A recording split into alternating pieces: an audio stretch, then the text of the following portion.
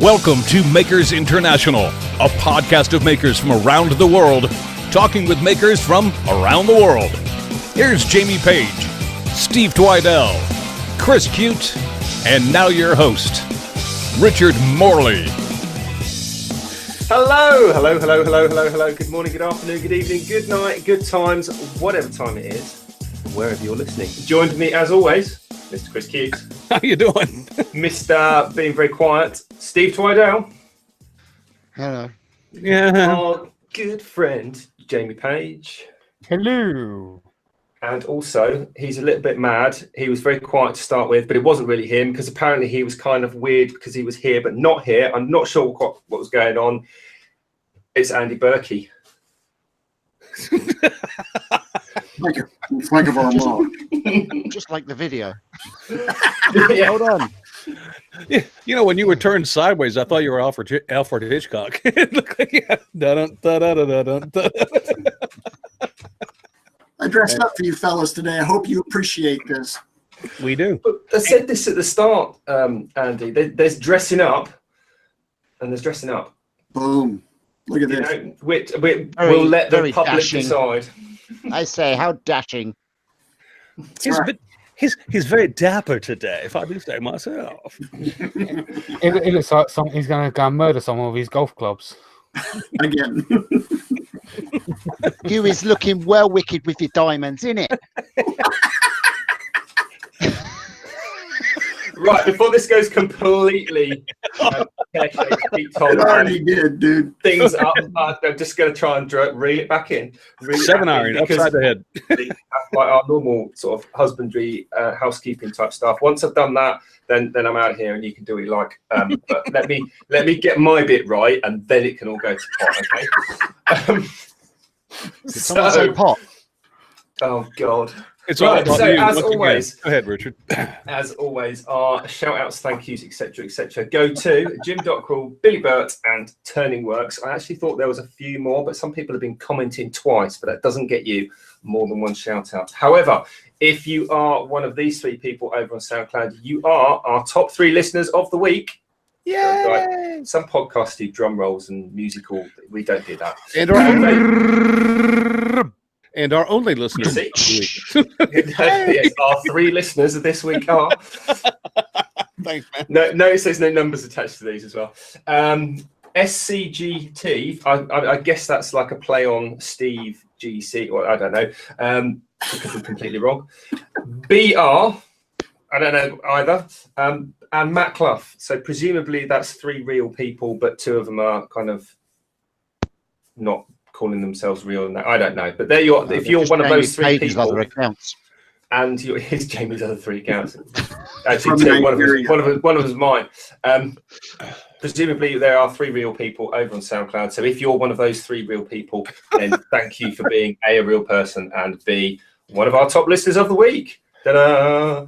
I'm not sure I can handle this success. I mean, it's really going to my head, guys. I mean, I'm sorry.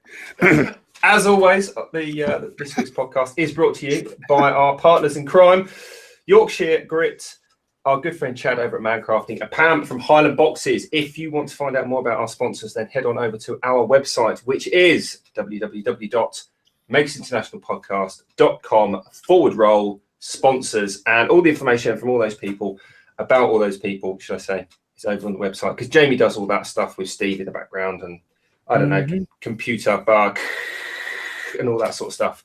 So, Chris, do we have any random listener questions from the week? We have questions, but I'm not going to address them today. Sorry if you asked one and I don't get to it. I apologize. Because we have some additions from last week's podcast that we did that apparently I'm personally being held responsible for, as if I'm the only one here. Andy, what do you want? I have a question. Those things in tapioca pudding, what are those?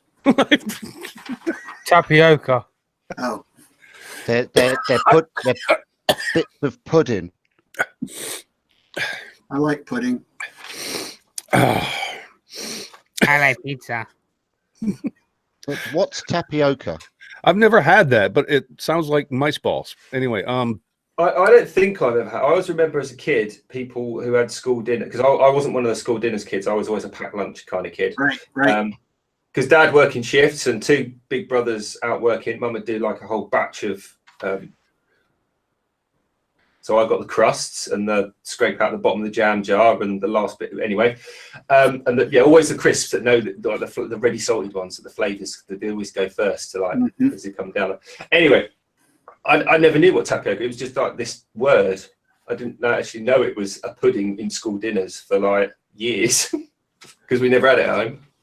Great. No idea. We just semolina. That's fantastic, Richard. Okay. You're the one that didn't have anything random to say. I was filling in the spaces. Wow. And Andy, thank you for that question, because that was 2 minutes of my life I'll never get back. Tapioca be eaten from a bowl or a plate? Definitely with a spoon. Oh, okay. Thanks. No worries, Stephen. Here to help, man. Let me know when you want me to continue. I'll try to, get off the tapioca eggs in as quickly as I possibly freaking can. Sorry, Chris. Were you talking? No. It's just if I don't, then Rich is going to have a dissertation that's going to last another 30 freaking minutes. Anyway, I'm sorry. I'm just trying to fill the time. We're the ones that we have got nothing to talk about. I'm trying my hardest here. Like, if you come with that topic, then expect random stuff to happen. Okay. Well, in that case, Richard, what did you dislocate? Well, Richard, do me a favor and reach for quality, okay? I mean, not necessarily quantity. We can end this podcast in 5 minutes if we like. We don't need to worry about quantity. Fair, if we want quality, we probably shouldn't have started. Well, that's good. That's a darn good point. I didn't know Richard had dislocated anything, but there you go. Can I get back to what I was going to get? Let's just get over this part. You guys are a bunch of freaking hammerheads. I hate us. We didn't How much have time? Okay, I'm gonna edit all that out. I'm gonna go. Oh, gee, thanks, Richard. We didn't have any questions from last week, but we did have a few updates that I'm apparently being held responsible for. And Steve needs work on pretending to be Michael Jackson. That wasn't Michael Jackson. Oh, it was not Michael. He was in radio. It was MC Hammer, you plank. And Chris was in radio. Well, you see how close you came to MC Hammer that I thought Michael Jackson. Lord, You plank. And for those of you listening to this in the audio version, just imagine Steve having a freaking epileptic fit, and then let's move on from there. That's me. Well, and me too. But I mean, that's beside the point, and we can get to that later if you'd like. You know what? Fuck it, I don't care. I'm just. I knew this was going to go bad, but I didn't. I was just thinking, like, I had this little flashback to the end of the show we did at the NEC last year, where Joe was just going, thinking, Chris is doing what Joe did last year, and then that was it. I'm trying to get some relatively informative information. That's redundant, isn't it? Informative information. Anyway, I'm trying to put some positive thoughts out into our community, and you chaps have been spoiling it.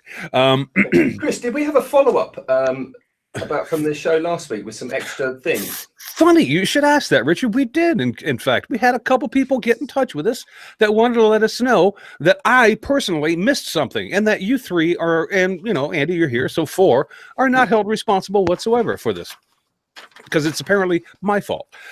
Billy Burt tells us that last week I forgot to mention the Southwest Association of Turners, known as SWAT, event that is happening in Waco, Texas. No, we mentioned that. Well, no. Well, I'm thinking SWAT in Waco. That's kind of Branch Davidian familiar, if I remember correctly. I could be freaking wrong. Anyway, I made that connection in my head. I think you're right. I think we did mention it last week, because I think I went Waco SWAT. Yeah, I read it out from Billy's comment on the thingamajigs. All right, Billy. So you know what? We had it covered, but you know what? You reached out. You wanted me to make sure I made it right, so I'm going to do that. It's happening August 23rd through the 25th. And he says, and I think there's a little bit of bias here, could be wrong. He says it's the second largest turning symposium in the country and more preferred by most of the vendors who attend. Can you get tapioca there? I would think so. I have a question. Okay, I hope I have an answer. I'm not disputing any of that information as to its authenticity or factual background. However, how do you become the preferred but only the second best? You know what? You're going to have to ask Billy that question. And Billy, if you're out in the chat, please inform Richard as to how that became the second largest turning symposium in the country, but yet the more preferred by most of the vendors. Because Richard is confused. No, that's fine. I think I might have misheard, because it could be the second biggest, because like where it is in Waco, and SWAT is there, and nobody wants to get shot. Yeah. Okay. And also, one more. I've had one more update from last week, and it's to our friends in the Great White North, or to you British people, to the Great White West across the pond. Jim Dockrell from Canada. He's our Canadian friend, and he says that we may want to look into the Toronto Woodworking Show, which starts. It starts this coming Friday. And runs until Sunday. So if you're in the Toronto area, or if you want to go to a woodworking show and you're jonesing to go see, some kind of power tool, you can do that next Friday at the woodworking show in Toronto. And so Jim Pat LaPierre is probably going to be there, and that guy scares me. Oh, okay. I said anything. Jim, that's bad. It has been confirmed, Chris. It is your fault, because you didn't. It was mentioned, but you didn't put it into the show notes. I thought I did. No, you're rubbish. No. Okay, I suck. And you know what? They're not going to make it into this week's show notes either. So you've just gotten all the time you're going to get. I'm sorry. Also, now because we kind of leapt out there and called ourselves Makers International, rather than Makers in just our own very specific locations. I'm being sarcastic. Start Raving Lunatic, who I assume is from Australia, has said about. Is that Dan Brent? Is it? Yeah. Dan Brent has, because sometimes he comes on as Dan, and sometimes I get confused when people have got one personality, let alone got more than one profile. Anyway, the Sydney Timber Tools and Artisan Show, 7th to 9th of June 2019. Well, there you go. See, what we made the whole show about last week about how we could only cover, and apparently, Billy, I covered the United States very poorly. I apologize. Do they sell bought birch plywood there? Oh God! Don't even get started, Jamie. Don't. We don't need tapioca. We don't need that back again. But we wanted people from across, different nations to chime in about what's going on in their area, in case they wanted to make a little maker event and meet up for themselves. I mean, just get the word out there. It's we're spending more time in this show talking about last week's show than we should be. Anyway, whatever. To be fair, we didn't have a topic this week, so it's kind of Berkey, I'm blaming you. I'm blaming you just because it's easy. Our topic is Berkey. Excuse me. Like pudding. So what do you guys want to talk about? Because this show is pretty much wide open. If there's anybody out in the chat who wants to talk about something, wants to know our feelings on something, doesn't care what our feelings are, but perhaps wants to elaborate on their own, the chat is open. You can, write a dissertation of your own, and everybody will see it. And, that makes people happy. Then fine. We don't care. I just something popped into my head that I thought about earlier about that we could do on the. No, seriously, this might be a good thing. Oh damn it! I knew we should have had something planned. No, seriously. Do you remember a long time ago when we were like 6 months into doing the podcast, we talked about the possibility of doing like that, the whole kind of like Chris, when you were on radio, you used to have live listener callers, didn't you? Yeah. And we went, is that possible to do on podcasts? And we didn't know, and all the rest of it. I think I can't remember, where was I? It probably is. I just don't think it's available to do on this platform that we're currently. Well, that was it, because Jimmy was I think I might have dreamt it, to be fair, but I'm sure Jimmy DeResta mentioned it to do with his new podcast, the Fits All one, whether they were looking at doing it on their podcast. Mm-hmm. And it was a technology thing that he mentioned. And I thought, I reckon we could do it on this show. I reckon we could do it if there was someone in the chat, like for instance, I just pick like Andy Pugh. Yeah, Andy's been on the show before, but it was just the name that I spotted in the chat as it was going. Say Andy Pugh had a question, we could send Andy the link to this Hangout, like we've sent it to Andy, and he could come in, ask a question, we could answer it, and then he could leave. We could. No, that's absolutely. That's absolutely doable. I mean, we just, we'd have to kick some people out because some folks want us to overstay their welcome. Well, but that's the thing. Okay, I can take a hint. Which, by the way, means Andy, thanks for joining us today. See you later. But Thanks for your question, Andy. If I reckon if we had it so it was like almost like an expected convention where we had a few people on, like for example, we got Andy on. Andy's got a question, so we send Andy the link halfway through the show. Andy comes on, asks his question, we talk about it for a couple of minutes, and he goes. And then I think if we did that a couple of times with people who we could kind of trust, in inverted commas, to kind of do their bit and go, I think that would work. I think we could almost have like a regular spot where we'd say, do you see what I mean? And I respect Andy, and I doubt he has any questions, that he wants answered that we could help him with. But, but I think it'd be a lot more fun to get the people on that we don't trust. I think that's the thing. Yeah, we could call it Richard's mates. I like it. I love it. This could be the Richard puts a kettle on segment I was talking about earlier. It's like that's where whenever this segment comes up where you join us to ask a question, Richard goes, "I'll be right back." Richard's mates. Or because you might get nothing against people in the show, nothing. I'm sure you're all genuinely like 100% people, but this is a cross section of the human race. You could have like the dodgy people. It could be like Rick's friends that come on the show. So we should just invite the trolls and say, "Hey, come on, show your face. Let's go ahead and hear what you got to say." Honestly, because I'm sure there's people out there that would genuinely want to ask Jamie a question. Like, Jamie, I watched this video, and you did such and such. Can you answer this very specific question about the video that would take like an entire essay to write in the comment section? Do you know what I mean? I'm sure. Yeah, I'm sure that's got some mileage. Jamie, what year was your wallpaper put up? Something like that. The 70s. Steve, why have you pebble dashed the inside of your workshop? Andy, where can I buy those goggles? and that's a very nice vest. We do have a serious. When was the last time you were sober? You'd like to hear it? What'd you say, Jamie? Chris, when was the last time you were sober? About 5 minutes ago. But when this show starts, sorry, it's off the hook. I was going to say, yeah, we have a serious question because I know it's serious because it says so in brackets. Okay, serious question. Okay, yeah, not just sawdust says. Anybody of you ever worked with laminated bamboo? I was just looking at that. I was trying to think. Laminated bamboo. I've worked with bamboo plywood. Yeah, no, the only bamboo I've worked with was a chopping board that I got from a charity store, and I turned a bowl from it. And when I finished it, I looked at it and said, "Never again." Well, if you say laminated, I automatically think Formica. But I guess what he's talking about is a veneer. Are you talking about a bamboo veneer? No, a lot of the flooring is laminated so that they can get lateral strength out of it. I think they cross grain it. Right. And it is incredibly hard. It's some of the hardest retail flooring that you can buy. Yeah, I know.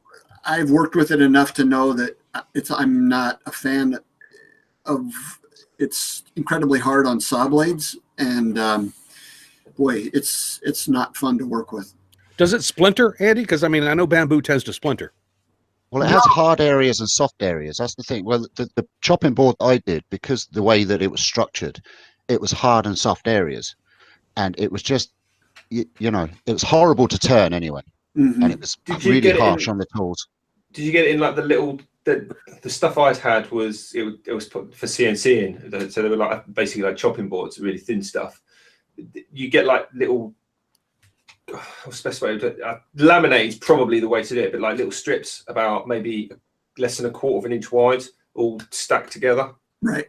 So it literally looked like a placemat or a chopping board or something like that. I think that might be what Gary means about laminated. I think the flooring, they go the other way, like plywood. Only it's bamboo all the way through, but it's cross-grained. Yeah, I've seen that, like the engineered flooring where it's basically plywood and then it's just got maybe an eighth of an inch of bamboo veneer on the top. Yeah, well, it's got long grain going this way and long grain going that way, which gives it a lot of lateral strength and makes it incredibly hard. And and you know what? The one thing I will say about I haven't worked with bamboo that much, so trust me, I'm just kind of talking out my rear end right now. But it is absolutely gorgeous when it's finished. I've seen a lot of pieces made out of bamboo that are absolutely beautiful. Yeah, I just saw a floor the other day that the guy told me it was bamboo, and I could have sworn it was chestnut. It was beautiful. Yeah, it's gorgeous wood. I mean, I don't even know if calling it bamboo wood is correct. I think that I don't know. Grass, isn't it? Yeah. It's grass. Yeah, it's a grass. It's it's like a paint to smoke. Yeah. Well, yeah. Do they still use it for scaffolding in Hong Kong? Yes. Yeah. Yeah. And construction. Yeah. It's crazy. I mean, it's cool because it has so much flexibility, especially on high wind areas. Apparently, once you get used to the dance of it, it's incredible scaffolding. That must make painting fun. You're up there trying to just stand there and That's how Picasso got started. And up the next step like that. Just eventually do the whole. I'm just trying to. 4 hours. A line of guys, about 20 along this wall, just stood there going. I'm just trying to cut in one damn window, and I've been here for 4 hours. It's not. There's a question for you too, Andy. You're taking my job, Steve. Oh, balderdash. Go ahead. Let's see if you actually know. Do it. If you're feeling all left out, JP, you do it. Let's see if you do it, and let's see if you actually know what the device is actually called. What is it? Andy, how is a handheld CNC machine going? The Shape or Origin. Oh, gotcha.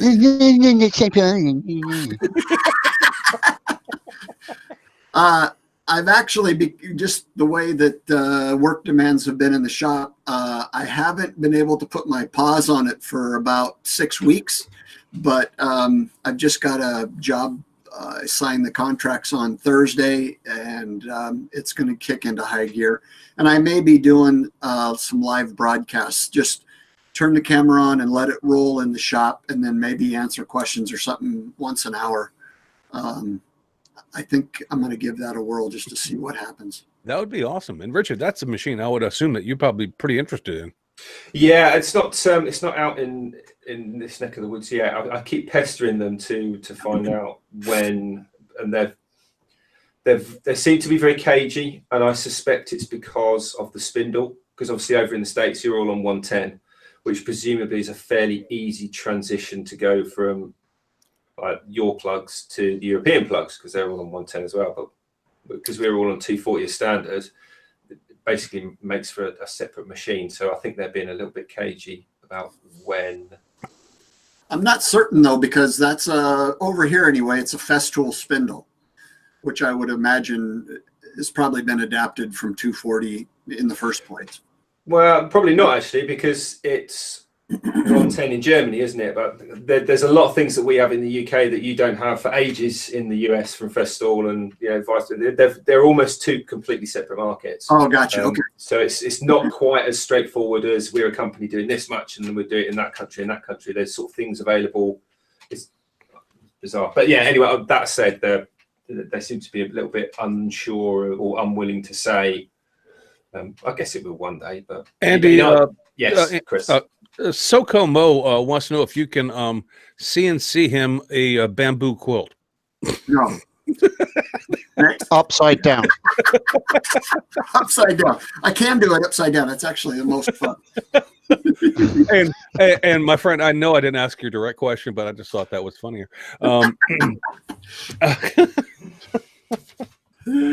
All right, guys, gluten-free. Jamie, would you like to do Red Smith's question, or would you like me to do it? It's entirely up to you. I wouldn't want to jump in front of you and upset you or anything. You do it. Andy, now the contract is signed, it means you're 100% to go to Maker Central, right? I would like to announce that I will be arriving in the UK around May 11th for Maker Central this year. Yay! Yes. Yeah, you will. When you get in here? I'm not for certain yet. I've got a meeting with a designer in London that I have to meet. So it depends a bit on his schedule, but I should have it firmed up by the end of the week. So I'm super pumped. And I understand that you have an absolutely amazing, awesome roommate that you'll be sharing a hotel room with. Just Chris. I'm just No. That's Can't be Chris untrue. then. That's completely untrue. Just I have to stay with Chris Cute. So oh well. Hey, whatever. I don't care. Such is life. My roommate's better. You know, from a meeting in London with a designer to staying with Chris Cute. I mean, I understand. I understand. I mean, I hate to throw a bunch of props to Gerald, but that dang helmet for his kid. Come on, man. That was way too sick. That was sick. That was an awesome freaking project. Well I can done. do it mate. on a scroll saw. Yeah, I could probably do it on the lathe Out too. of But control. I would like to learn, and I've told Gerald this in the past. And I still haven't done anything about it. So I guess there you go. There's my initiative. But I mean, I would really like to learn, Andy, the same way you got into sewing and things of that nature. I'd like to get into leatherworking at some point in my time. It's just like I haven't been out. You're kinky, Chris. No, I just haven't been out.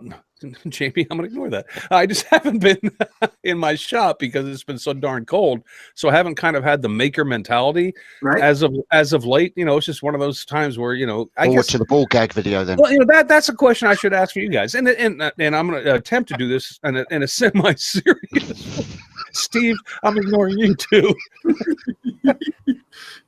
Yeah, I'm gonna make you a freaking ball gag. But do you guys ever? And I know, Andy, you probably don't, and Richard, you probably don't, because it's how you make your living. But Jamie, Steve, do you guys ever just kind of feel like you have to kick back and just sit back to regroup before you get out there and get active again? I mean, because that's kind of where I'm at right now. I'm kind of like, sometimes I'm just kind of like, I want to do things. I really do still have the desire. I don't have the motivation to get out there. And I think that probably most of my shit has to do with the weather. But I don't know. I don't want to say I've put it up by the wayside and I'm not going to do it again, because of course I am. But do you go through those humps where it's just like sometimes I'm really, really fired up and ready to go, and then sometimes it's just like, you know what, I need to just sit back and take a break because I'm not into it right now. Well, Yeah, I haven't I had a few for 2 months. messages. I had a few messages saying, "So how's that new lathe working?" I said, "Well, I've turned it on." Right. I think that's why it's important to have multiple things that you can use for an outlet. And if they're diametrically opposed to each other, I think that's healthy. For me, I can always go back to cooking and photography. If I'm totally burnt out on stuff in the shop, yep, I always go back to those two things and sort of re-energize myself. The cool thing about sewing is that it's awesome to be, really being pushed as a newbie, but yet, you're inside and you're warm. So it's.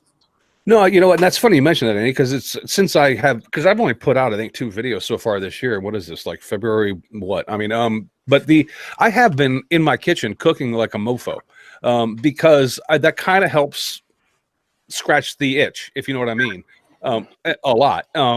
But yeah, I hear you. Okay, and I didn't, I'm not trying to, I don't know, divulge my inner self to the entire world. Hopefully, everybody gives me a collective. I just wanted to let people know that it's not unnatural for that to happen to you. I mean, you can get to the point where, yeah, okay, all right, that's cool. I just needed some reassurance. Thank you. I mean, the bugger of it is when you do it for a living, you still have to push through that.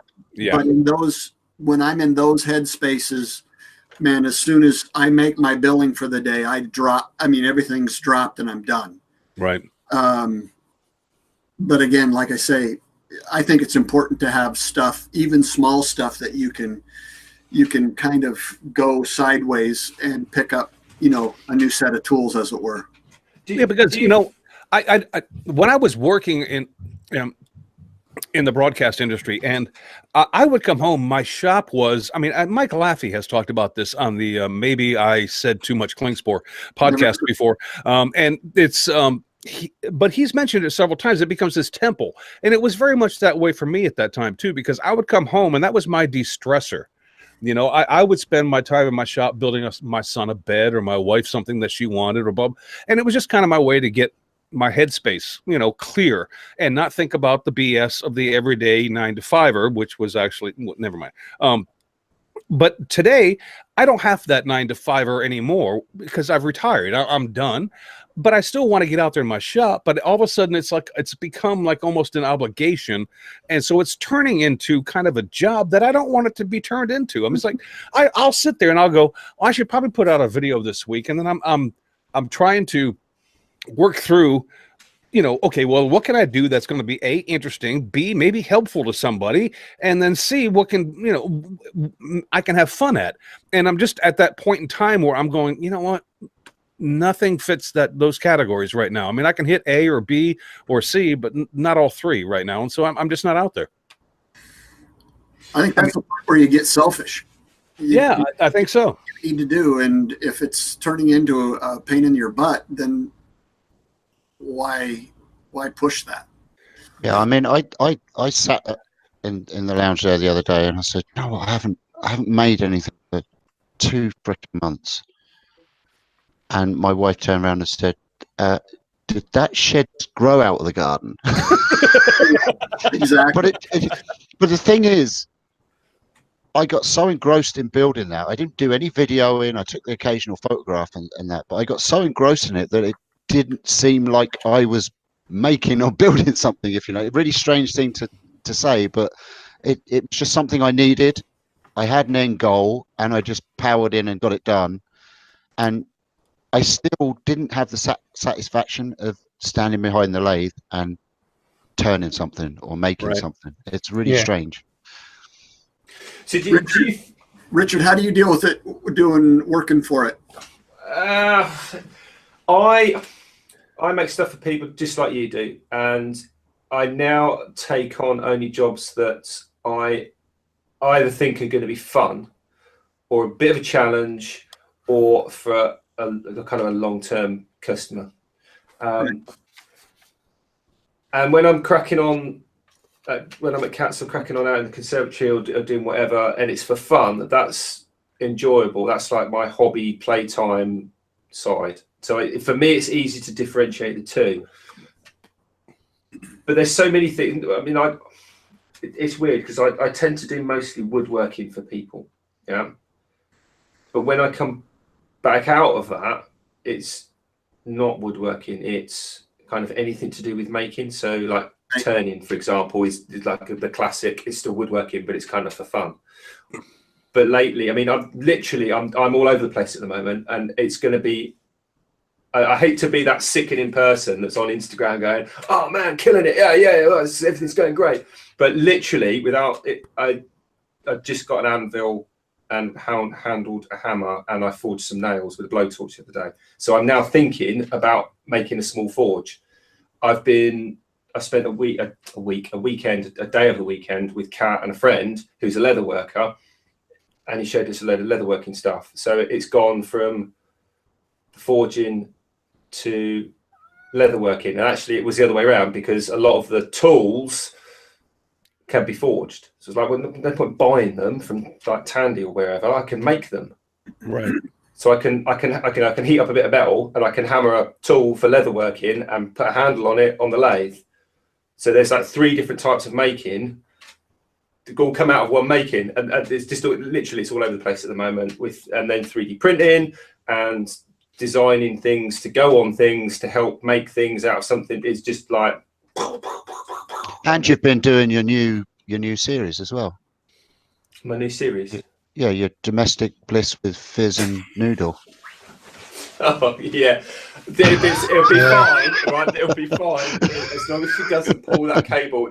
Literally, I thought she was going to smash my laptop yesterday because she tripped over. There's like a long USB for the camera, and she tripped over. It's always there, and I know it's always there. And she like knocked it, and the laptop went. Bah! I was like, no. You know, Phil, Ah. pardon me, guys. Phil Cannon actually had a good question. I'm sorry, Jamie. I'm stealing your thunder. He He's says, used to it now. well, that's right. He says he's asking, does filming turn you off on making things? And Phil, I can answer this very honestly. I can say no. Actually, filming something that I have an idea to do encourages me because I happen to like production. I happen to like the filming aspect. I really enjoy that aspect of doing projects. But there is a time where it's just nice to not have a camera on and not be thinking about setting up shots and how it's going to look and just getting something done because you want to get out there and do it. So no, it doesn't turn personally me off. I mean, I'll let the other gentlemen answer the question for themselves, but I don't have an issue. That's not a deterrent for me to get out in my shop and make something as far as when it comes to filming, because I don't film everything that I make. Actually, you guys, what I put out on Facebook and on YouTube is probably maybe 25% of what I actually make, because most of it is done off camera, and just because I don't think that what I'm doing off camera is going to be of interest to you. So when filming something, not a problem for me. What about you guys? I think it depends on what you're building or making. With wood turning, there's a lot of flow involved with what you're doing. You know, you're turning this big chunk of wood and you're making it into something purdy, right?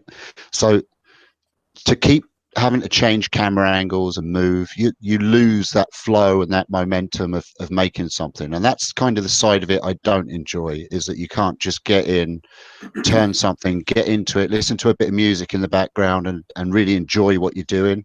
It takes kind of some of the fun away from the actual craft, because you're bringing in another craft of the film producing and all that kind of stuff. So yeah, it affects the flow of some of the jobs. I mean, if you're building something and you're doing this stage and that stage and that stage, then it tends to be a lot easier because you can film each stage as you go and still kind of get into it.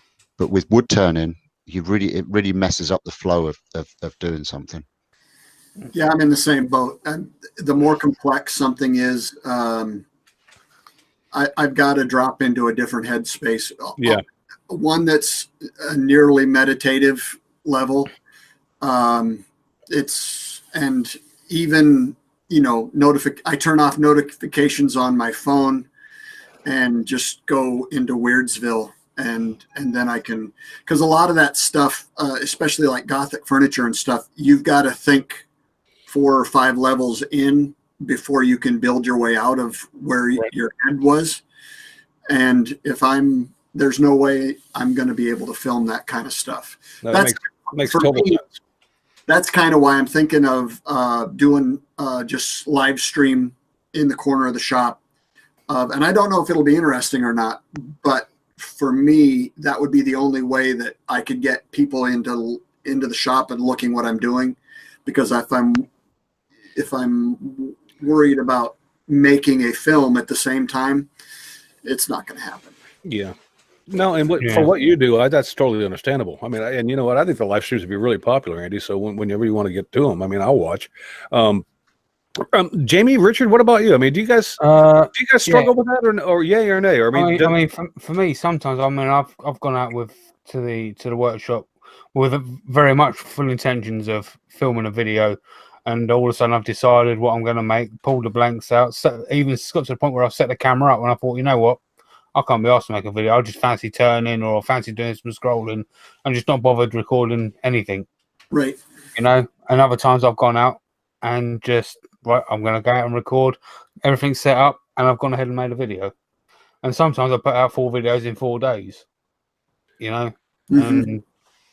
Actually, the most fun I've ever had making a video was when I used the Shaper Origin on the ceiling of my shop, and my buddy Zach was there doing the filming, and I could just stay into my zone, and then all I had to do was the editing later. And that would help. Awesome. That'd be a lot like you sitting in Bill Lutz's The hair salon. I am never. You know, You're gonna have a British interrogation when you come here. Oh, I'm telling you. no more waterboarding. That's all I ask. I almost Oh my God, that filming. that was so much fun. That video. Oh my Pancakes or spotted dick.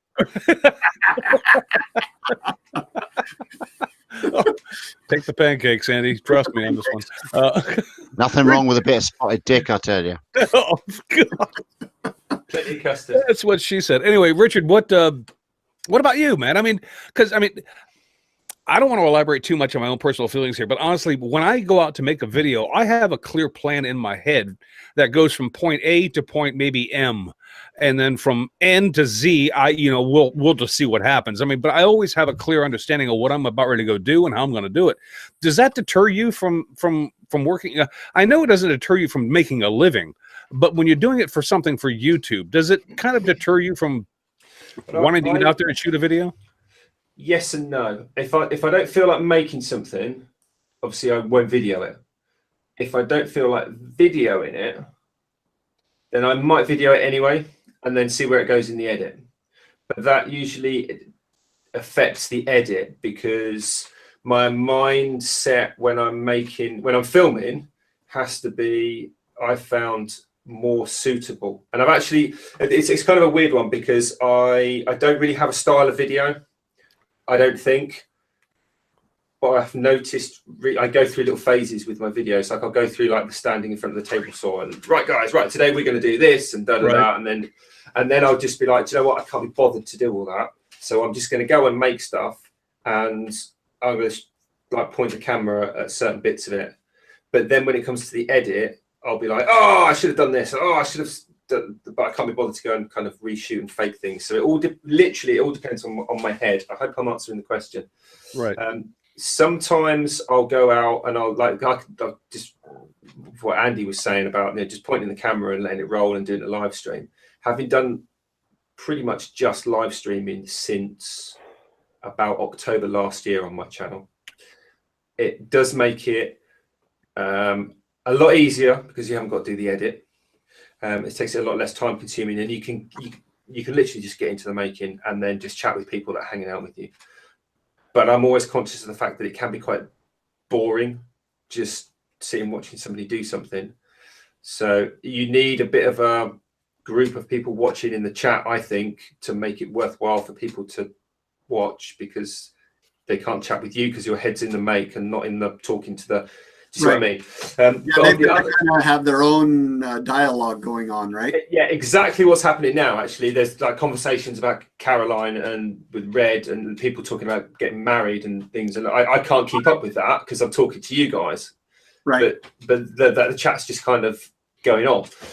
But the counter to that, the other side of that, is sometimes just recently in the last probably 2 weeks, maybe 3 weeks.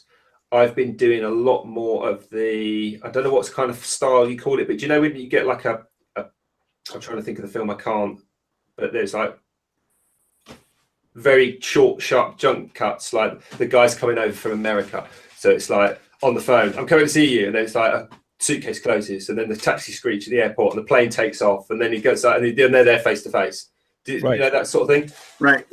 I've started getting into shooting in that fashion.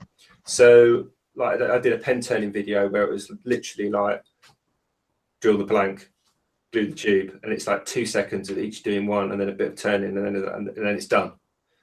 And it's quick to edit because there's not a lot of footage because I'm only filming 10-second snippets of things. And I think I learned that from Al on the road trip because Al does a lot of his shooting like that. I was watching him filming things that we were doing. And I was like, I just turned the camera on and pointed it at that for 20 minutes and then found that bit of footage.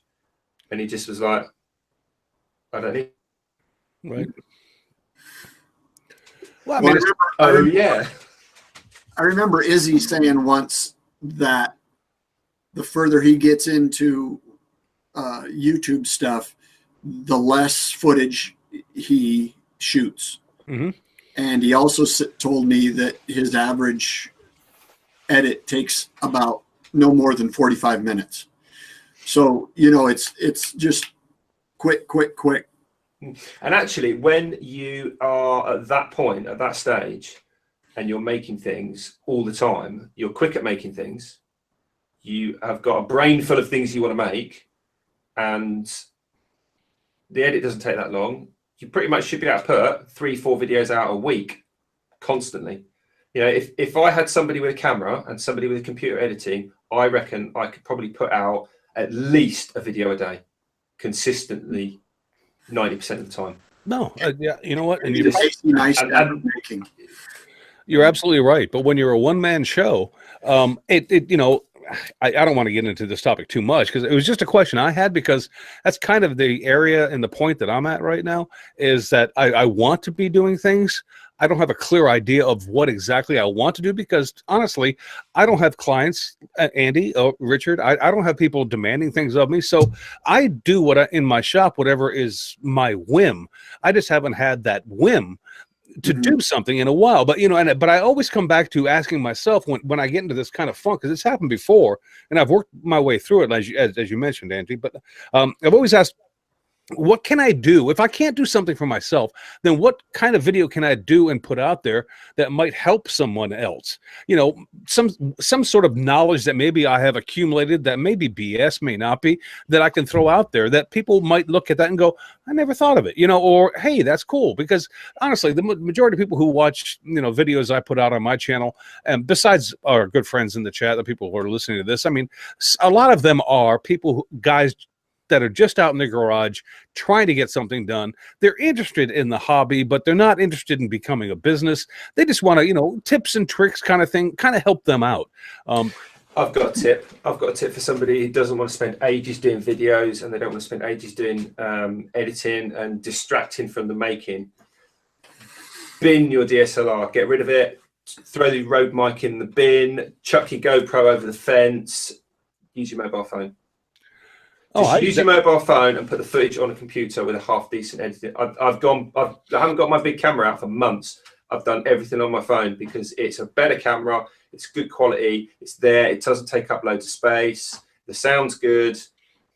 And then you just put it on iMovie or whatever, and it's easy, and you get short clips. And for me, it's been an epiphany. I've literally gone back 4 years in the way I film stuff. The only disadvantage is you haven't got a little flip screen that you can see. You have to try and get your head around the corner. My Nokia 3210 doesn't video. Yeah, shut up, Steve. Well, honestly, though, and to carry on from what you just said, Richard, is if you're going to do that, then because that's exactly how I started making videos on YouTube. I mean, I never expected to become this involved in YouTube as I am, but I started using my mobile phone. The only other recommendation I would say beyond that, Richard, is that if you're going to use your phone and you're going to use it as a camera, make sure you move your camera and change positions as often as you possibly freaking can.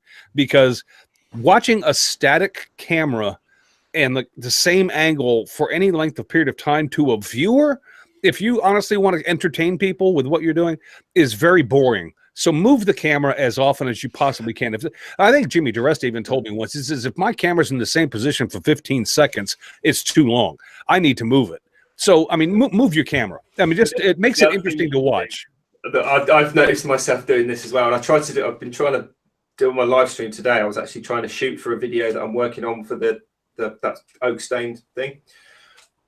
But you get the camera, you get kind of sucked into what you're doing, what you're making. You forget about the camera. It's like, and then you move it less frequently. So what I've started doing is take that footage of maybe 30 seconds or 15 seconds of footage, and then cut it up into 3 bits, move the middle bit to one of the ends. So it's not quite in the same order, and then just recrop the image ever so slightly so that it looks like it's like completely different angles. You only have to like crop it out a little tiny bit and it looks completely different. It's like, yes, faked it. The best shot from your mobile phone is when it's attached to the lathe and it's spinning round and round, just as the skew hits the center glass of the phone as it's spinning. Is that still on that video? Still on your channel? Yeah, That's the best shot you can get with your mobile phone on a lathe. That's All right, Oscar-worthy. Jamie. Yeah, Jamie. I want you to duct tape your phone to the next to the next spindle you turn, and I want to see that video. Just because I've done it. who the hell doesn't want to throw up? I mean, come on. Go right Exactly. oh, man. Red's made a comment in the thing about me going full Tarantino. Like, you know the film Pulp Fiction, where it's all cut up in weird things. I want to do a video, like a make video like that, so it's all in the wrong order. But I'm nowhere near good enough to do that. It would just be like, why is it now in pieces, and it would all be confusing. Whereas Pulp Fiction actually works as a film. There's a story, even though it's broken up, isn't it? Right. But People I've just never think seen the dog got your computer again. Yeah, but I'd never seen anyone do it. Everyone, because the videos are kind of evolving into more. But you know what, guys? We have the perfect Put the friend shelf with, up and then put the stain on. no, we have the perfect friend with us, and even though he doesn't apply his talents as often as he should, we have a gentleman with us who has what my father would call. My father was, by the way, a professional photographer. My father would call him somebody who has an excellent eye. And there, not bad. And everybody has an eye for something. I mean, no, you have to have well, take it from a photography perspective. You have an eye for photography. Some people might have an eye for design, abstract imagery, some complex architecture, fashion, which, by the way, is clearly, if you're not able to see this, is clearly not evident today. But I mean, there are people who have an eye. And Andy, you, my friend, I think no, but I will tell you anyway. You have an eye. You have an eye to see things that are interesting without needing a story. And there's a way to do a video with that eye if you are cognizant of your talent to see it. I mean, and you've made the whole I don't know. I mean, you've talked about seeing things, and I mean really looking at them, and you've made it to the point where a while back you made a character named Seymour Makebetter to emphasize that point. And it's to the point now where I want to ask you, how many episodes of Queer Eye for a Straight Guy have you watched? I don't think I've ever seen one. Well, you fooled me. No, okay. Well, I'm kidding about that, obviously. But Andy, I mean, you have an eye to look at things and find interesting elements in something that other people might look at and consider mundane. Yeah, it's my wife doesn't like to walk down the street with me, literally. I tend to wander off. I tend to walk into things because everything is so freaking interesting to me. And there are times when it feels like shapes and light and shadow are like closing in, like there's so much of it that I can't see enough of it at one time. It's very odd. Well, my question, Andy, is I guess you're an educated opinion on your part is, can that eye, that outlook that you have, be developed within someone, or is that something that kind of is just innate to who you are? I mean, is there a way to cultivate that so that somebody who may not have that kind of, outlook may be able to find it? I know that I'm asking a hard question, but my friend, answer it the best you can. No, it's not hard. It can absolutely be developed. It's a skill set, just like anything else, in my opinion. Some of the best advice I ever got was from an old guy that was mad as hell at me, and he said, "Pay attention, God damn it." And that's what it is once you start paying attention to shapes and light and textures in front of you, they start jumping out, down on top of you. It's but yeah, you have to take that first step. I mean, there's so much white noise in the world. There's things, our world is designed to be confusing, and if you can tune that out and hyper focus on any one thing, there's cool stuff right there wherever you are. And you've shown that if continuously. You want to see things differently, spend a day in a wheelchair. There you go. There you go. You know what, Steve, you're right. That's one perspective that a lot of people don't ever have, and the ones that do have it have a different view. But you have, and we don't have much time left, but I am gonna plug this because, and I hope you have it somewhere next to you. Yeah. You have an eye for photography, which I am not going to ignore, and I want to let people know that Andy has taken. I asked Andy a while back if he would take one of his favorite photographs and blow it up and offer it up for the Make It Matter for Marvelous McKenna auction. And if everybody would click on Andy right now and do me a favor so we can highlight him, this is the photo he decided was his. And Andy has donated that up for auction. And that is awesome. I love that. Awesome. It's real nice. That is amazing. And Andy, you're going to sign that? Yeah, I'll sign it on the back here.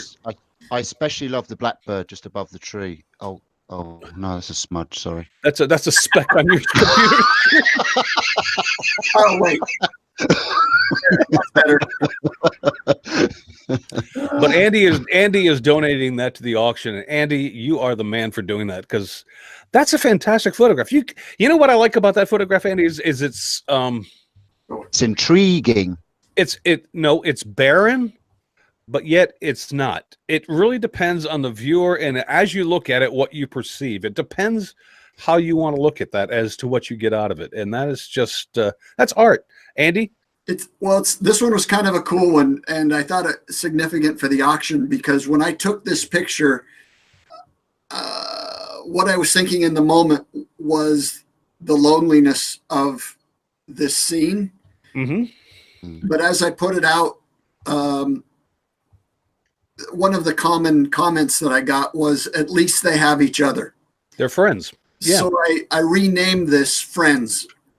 Oh, and I lucked out and got it right. That's a pretty good thing for the auction. Yeah, very much so. So no matter what else the world is doing, you've got a friend. I love it. They've got each other, and it doesn't matter what's going on out here. Andy, that's amazing. Sorry. That's awesome. And thank you very much for doing that. And I hope people get involved and get in the auction. And I hope they spend a lot of money buying your photo, because it freaking is worth it. That's good fun. Yeah, without a doubt. All right, Richard, you want to kind of wrap this up for the audio podcast version of it anyway? I can certainly give it a go. I think that just about wraps it up. Do we have anything for Jamie's page? Jamie Yes, page. we do have something for Jamie's page. Is it t-shirts and stickers? Yes, as well as other stuff. Right. There's a couple of things for one person in particular. The first one for said person is Richard Bennett from the Beard Time 16. Just reached 1,000 subscribers. So well done, Richard, for that. That's a big milestone, 1,000, because it opens up with not just the monetary kind of thing. There's certain features that open up, I believe, as well, isn't there? Yeah. Well, it's like one more than 999 too, so it's awesome. That's exactly. Yeah. And another kind of bonus for him as well is he put out a little video. I think I saw it on Facebook or something.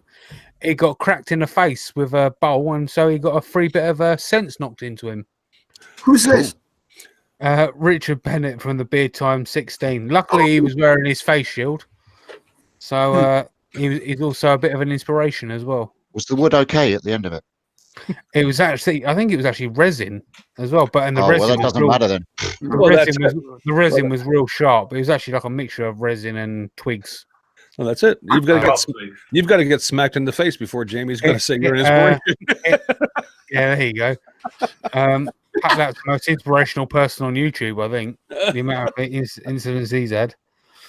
Right, just like Richard said earlier. Now I'm not sure when this occurred, but Caroline Hines is engaged. So congratulations, Caroline! Congratulations! Awesome. That's cool. Are you sure he's good enough, Caroline? Because you're pretty awesome. Yeah, no. I mean, double check on that. I mean, because check this dude out. Yeah, we need to know this guy. I mean, This doesn't mean that she's sitting in a cubicle with the little engaged sign. No, that's proper engaged. Like, yeah, she's not like handcuffed to okay, anything. yeah, all right, she's, okay. she's actually getting married. Oh, It's probably some sloth riding a bike. Oh, Caroline, that is awesome! Congratulations. Rightio. Obviously, as always, we've got the t-shirts. That's the Makers Rhapsody t-shirts for sale. All proceeds at the moment going to Marvelous McKenna. Yep. Over on the website, and there's £20 discount at checkout for the stickers. Link also on the website at makersinternationalpodcast.com. Obviously, again, you've got Makers Central coming up in May, which Birkey will be there. Actually, all of us will be there. So more information on that, you can go to makerscentral.co.uk, not .com. Jamie, are you ever going to unconfuse that and just freaking just say the website? I'm just making sure that they don't go to .com, because there's some, go there. I don't know, Uzbekistan or something owns that the .com one. Can I just say, Jamie, before you finish, I wish that sniper that has his sights lined up on your eye would just take the frickin' shot. Do you know what? It wouldn't matter because I can't see out that eye anyway. Safety first, Jamie. I put those goggles on. He's pretending his eye would stop the bullet, Steve. So let's just let him dream on. Anyway, I've got safety goggles on. right. And the last thing is, once again, this community has left me speechless. I shall be attending the Atlanta Woodworking Show 2019 on March 15th, 16th, and 17th in the US of A. I'm not sure everybody who was involved, but thank you to everyone who did make it possible. Well, I know that Joel Crawford had a little something to do with this. Yeah, I know Joel did. And I'm sure maybe the Set Too Much podcast had a lot to do with it in general, because they kicked me out of the group. That I know that. Well, I only mentioned that because I messaged Joel and I said, Joel, what the hell? I mean, you're raising money to bring my boy JP over to the United States, and I don't even know about it. What the hell? And he just responded, ha ha ha, are you coming? I went, oh, Jesus God. Anyway, no, Jamie, that's fantastic. I'm glad that you're going to be in Atlanta. And hope, knock on wood, I will be able to go there too. I don't know that that's going to happen yet, but hopefully I will be able to make it to Atlanta this year. And I know there's a contingent of people lined up ready to shoot the Cupid's arrow in Andy Birkey's way to be there as well. But I don't know that that's going to happen either. But Andy, I know you've been harassed to be at that show. I have, and I think just the way the family schedule works out and everything, I think I am having to forego Atlanta so that I can make makercentral.co.uk. So I'll be at Maker Central as well. You know what, Andy, I'm in the same position you are, so I don't know that I can do both, because that was kind of my agreement with my wife about the money that we're about ready to spend, where it's going to go. I was like, I think I may go to Maker Central, but we'll see. We'll see. So I'm just really excited about the next series of Banged Up Abroad. we do need Jamie, I'm sorry, you need to promote a maker's interrogation that happens in Birmingham, because we need to do that. Don't worry, another that has to happen. Yeah, I'm not going in any hair salons in England. I'm going to tell you that right now. You've got no need to go in any hair salon, full stop. Oh yeah, that's right. But that's what Roots told me too. Yeah, because we can get Dave the Woodbarber to come to you. No. Yeah, there you go. What else It's not just the barnet you can get cut, in England. Yeah. You know what I'm saying? Yeah, back, sack, and crack. Hey! There you go, yeah, bye, yeah. Well, I think Right, my shout out. Oh, there we go. Speaking of back, sack, and crack, my shout out goes to Izzy Swan. Izzy really your shout out? Yeah, my shout out is Izzy Swan, the man himself, Izzy Swan. He put out a video. It's not his normal kind of video. I mean, the man is a master when it comes to jigs and giggles. Uh, But he's become a herpetologist. So, he put out a video called "How to Make an Indoor Microgreens Garden," and it was a great video. And one of the kind of the cherry on the cake, if you were, for me, was it came with a little story and it was kind of reminiscing from back when he was a young Izzy. So yeah, that's one of the reasons why it was my shout out. So yeah, Izzy Swan is my shout out. It's a good one. And that would have been really difficult for him because he's really cranky at the moment. Yeah, because he's not real happy having to quit the nicotine habit. Andy, do you have anybody that you want to say hi? I like you, and I do. Okay, who? I totally do. Do you guys know the Maker Monster? Oh yeah. God, yes. Oh yeah. Oh man, Listen, I'm telling you, that guy is awesome. Made a giant purple fur remote control, and I respect anybody that turns to the shelf in their shop and grabs for a box and it says purple fur on it. The guy has a dedicated place in his shop for purple fur. Respect. Yeah. Isn't that called muff? Oh no, that's something else. Oh. Yeah, he's absolutely brilliant. No, the dude is incredibly talented. I have no idea who he is, but man. I have no hopefully idea he'll be at Maker Central. Yeah. The other thing I like about his channel is he just takes a whole fresh, not too serious approach to himself, to making, and just throws it all the sort of like serious conventions out the window, brings in a load of fun, but it doesn't make it kind of childish. He still keeps it in like the right space, but with all the convention thrown out. And how he does it is amazing to my mind. Well, he's a maker, and he wants to make sure that he has a sense of humor. I mean, and you know what? I respect that because I can relate. What about you, Steve? Anybody? Yes, I have an Irishman this week. Oh, cut it out. That's unusual. Yeah. A wood turner called Alan Scannell. He doesn't have a massive amount of subscribers, so it'd be great to see you go over there and subscribe to him. Wood Turning by Alan Scannell is his channel, and he wood turned a bog oak and copper bowl. This was a cracked 7,000-year-old piece of bog oak that he had. It was cracked and chipped and split everywhere, and he turned a bowl from it, and he also filled all the splits with resin, copper, and copper wire, and then he put a little 1 penny piece in the bottom as well. So it really did turn out that dark bog oak wood with the copper going through all the splits. It looked really cool. So well done, Alan. That's my shout out. That's brilliant. That's brilliant.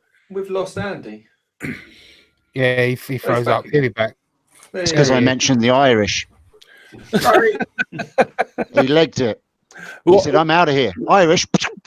Well, my love is going to, if you don't mind me interjecting, is Bobley's Workshop. Bob, hey, Uncle Bob. Bob's a super nice guy, and I like Steve, like you just mentioned. Bob could use some love on his subscription, file too.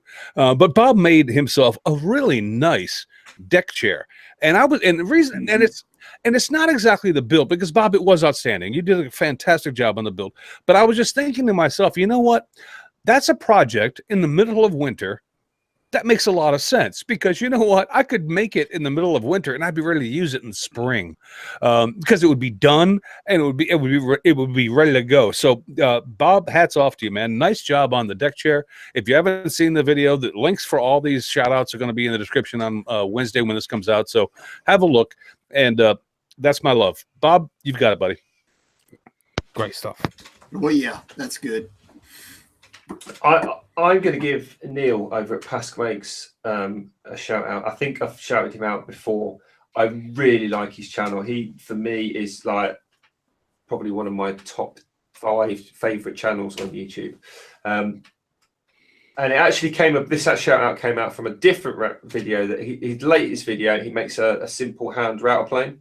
Yeah, I've seen that. But rather than using a chisel, which is kind of the Paul Sellers, poor man's router plane option. He actually talks about he wants to forge his own blade, because Neil does all sorts of bits of forging, and he refers back to the video for my shout out, which is him making his little propane torch forge. And I didn't even know you could do it. That was the other thing. It was like it opened up a whole new little area for me, and it's hilarious. I won't tell you. He refers to Fergus the Forge Pig in his new video, and then so go and watch the old one. It's brilliant. Neil's sense of humour is hilarious. It's just brilliant. Go watch the video. Even if you're not interested in like forges and stuff like that, it's brilliant. It's funny. Cool. Yeah, you gotta go to his channel, even if you just listen to the song he's got at the start of his videos. Yes, yeah, the scrapwood. Scrapwood challenge, scrapwood challenge. It's good, it's good. And some of the wood is good. Oh God, someone stop him. If only we could. But yeah, so keeping it international and giving Neil some love, because I genuinely love his channel. It's awesome. So have we is that it? Are we good? We've done our shout outs. I think we have, and we're like 13 minutes over, and I have to edit this son of a. I tell you what, I don't think we've done too bad, because I think we've pulled it out of the bag again. Thanks, Andy. We'll have you on next time. We don't know what we're doing. What are we doing next week? And you know what? Maybe he'll dress up then too, because he looks rather dapper tonight. He does. It's the glasses. He looks a bit frozen at the moment. Yeah, he's frozen again. Well, then, like Richard, like you said, we can say what we like about him. Let it go. Absolutely. So let it go. We will let it go. I do genuinely think that does wrap up the show for this evening. So if you are still listening, thank you so much. Why? But thank you anyway. If you're not listening anymore, and there have been people leaving in the chat in their droves, we'll say what we like about you. And genuinely, we do. Generally, after the show, you don't get to hear it if you're listening on your favourite fruit-based internet audio thing. Only the people who listen live on our live stream on Sunday night, which is our free after party, not to anyone who isn't on Patreon, because we're not on Patreon, so why should you do either after party show? So I'm going to call it quits now and say, see you later. Have a great week, everybody. Wow. See you later. Did we ever find out what the bits were?